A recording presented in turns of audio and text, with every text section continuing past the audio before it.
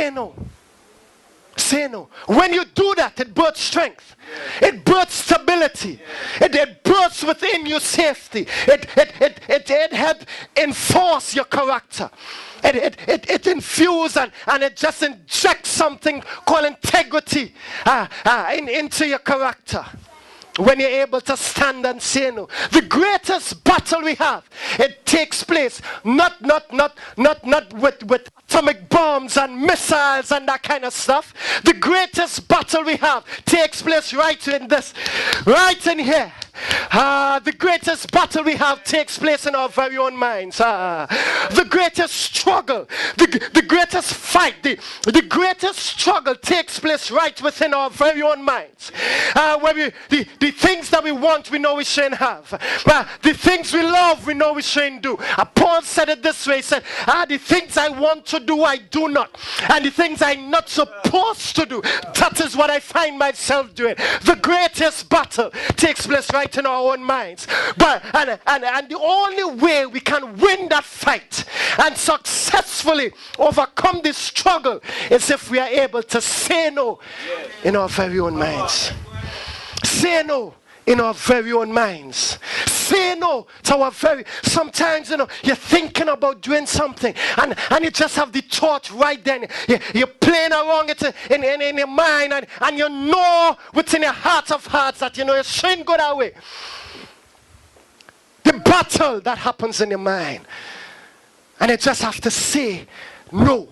That's the only way to maintain your freedom and maintain your liberty, maintain your victory. That's the only way to maintain your stability spiritually.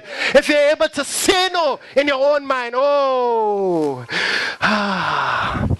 In your own mind, your own thoughts. It says, as a man thinketh in his heart, so is he. Your own thoughts. Your thoughts are so powerful. Your thoughts are the seeds for your actions.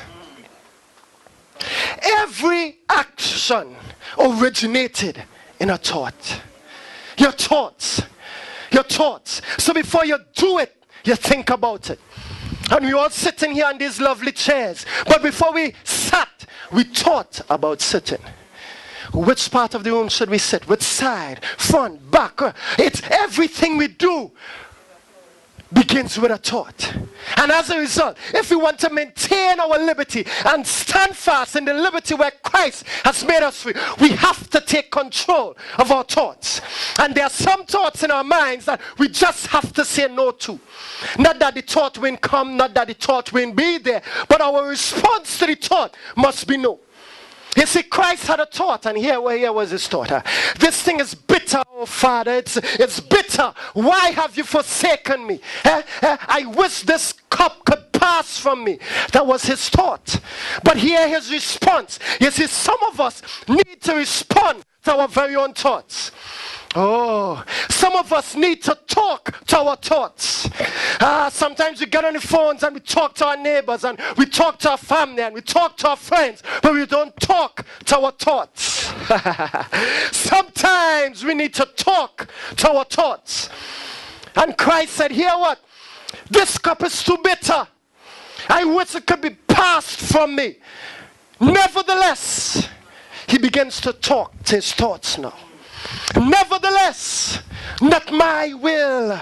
And there's where the victory lies. Not my will. He begins to speak to his thoughts. He talks to his thoughts and he said, not my will. And a lot of times we need to say to our own self, not my will. A lot of times we need to say to our own desires, not my will. A lot of times we need to say to our own habits, not my will. A lot of times we need to say to the things that we want, not my will. Yes.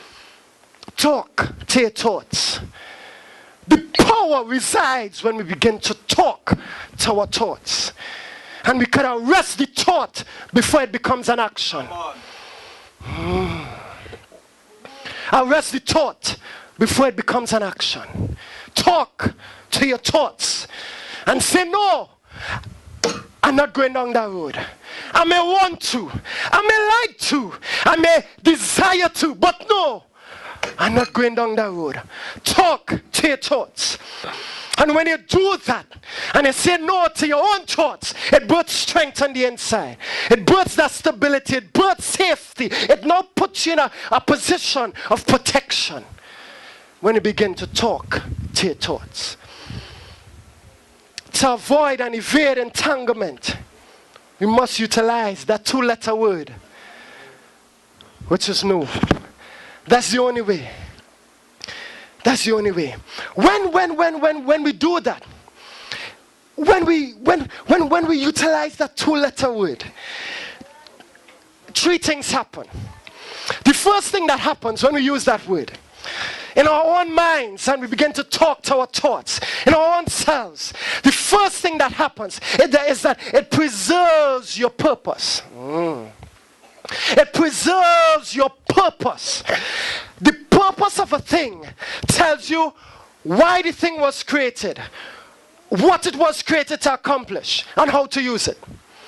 You see, once you don't understand the purpose of something, then misuse and abuse is inevitable. The purpose of something. Chaos. Misuse and abuse is inevitable once you don't understand the purpose of a thing. And once you're able to say no to your own desires and your own longings, what you do is to preserve your purpose. You see, each of us, we were created with a God-given purpose. God had a particular intention. He had a particular thought in mind when he created us. As a matter of fact, God said to Jeremiah, before you were formed in your mother's womb, I knew you. And I have ordained you to the name. Before you were formed, God knew us. So he had a purpose in mind. And as a result, we need to know and understand that purpose. And what we have to do Monday to Friday or Sunday to Sunday is to carry out that purpose. But a lot of times, if we cannot say no, what happens is that we derail our purpose. Okay. Purpose. Samson, to slaughter the Philistines. Yes. Samson. Forget his purpose. End up in a lap where he should not have been sleeping. You must sleep in your own house, on your own pillow. And that derailed his purpose. He is now blind, being dragged to the streets like a dog. King David, mighty man of valor. God says he's a man after his own heart. But David walked out after having not just one wife, wives and concubines. Walked out of his own veranda and said, I want that woman who belonged to another man. And that derailed his purpose. Little things can derail our purpose. Little things can. And that is why it is possible to be advancing today. And because of the little thing, we find ourselves in trouble tomorrow. That is why it is possible to be victorious spiritually today and be a spiritual victim tomorrow. And say no to the things that we want, which we know not right, preserves our purpose. The second thing it does is that it protects our passion. You see, when you understand your purpose, when you know and you understand your purpose, and you begin to pursue your purpose passionately, you know you're supposed to be a nurse. So you go to school, you go to Costat, and you do the degree in nursing, and you begin to head down the road. They now assign you to practical in Mount Hope. So you're now working with doctors, and you're working at Mount Hope, and you're going down the line. Because you're pursuing your purpose passionately. One thing you could do, and it derails the whole plan. And what it successfully does is retard your passion. You ever want something bad enough and you're going after it, man? You want a position, you want a job, and you're going after it. And then one decision you make, and they close the door, bam in your face. That's it. One decision. True or false? True or false? One decision. And it derails the passion. When you say no to certain things, it protects your passion. It protects your passion. passion. It protects your passion. It protects the thing that you're passionate about, because you understand your purpose and you're pursuing it passionately. And once you're going down that road, there are times and situations and circumstances that you'll enter in that you will have to say no to in order to protect your passion. In order to protect the thing that you're passionate about. You say, no, that is nice, but I going this way. I going down this road. I going down this road. I want this. This is something that I want. This is my goal. This is my aspiration. And you're going after it. So as a result, I can't go there. I can't do that. And as a result, there comes a time where we have to say no to some friends. Oh my goodness. There comes a time where you have to say no in order to protect your passion. Say no to some friends. There comes a time where you have to say no to some opportunities. You have to say no to some opportunities. Saying no protects the things that you're passionate about. Saying no protects your passion. It protects your integrity, protects your character. It preserves your purpose, one, and it protects your passion, two.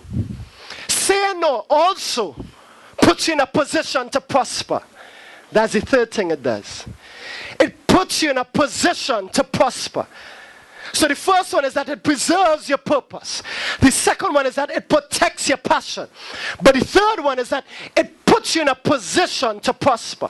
When you're able to say no to certain circumstances, say no to certain opportunities, say no to certain things that presents themselves. What that successfully does is that it avoids you from using your time and resources and money on things that you shouldn't use them for in the first place.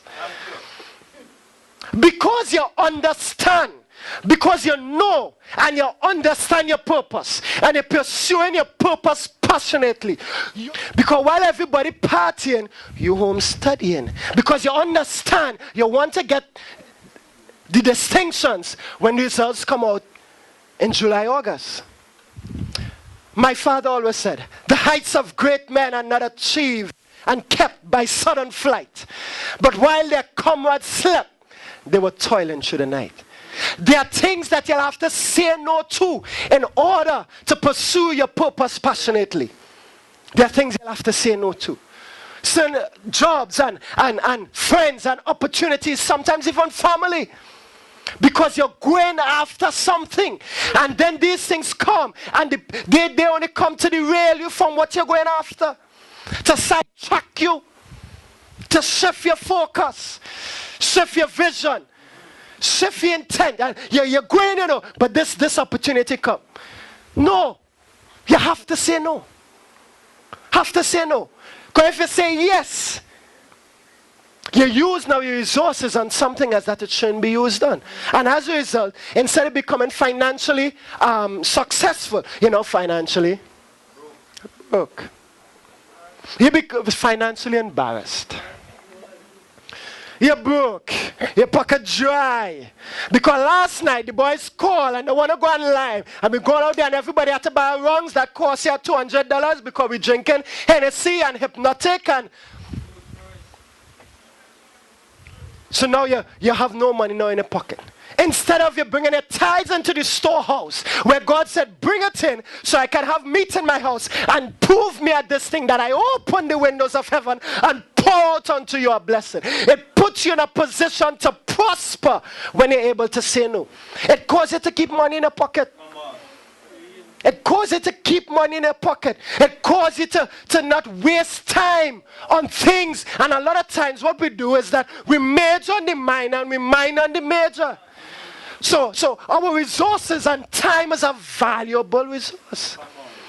So instead of protecting your time and stuff, you waste it on other things. So now you're tired, you're stressed out, you have no money in your pocket. But saying no puts you in a position to prosper. Puts you in a position to prosper. The ability to say no. And as we advance and as we move forward, let us now utilize and begin now to practice saying no.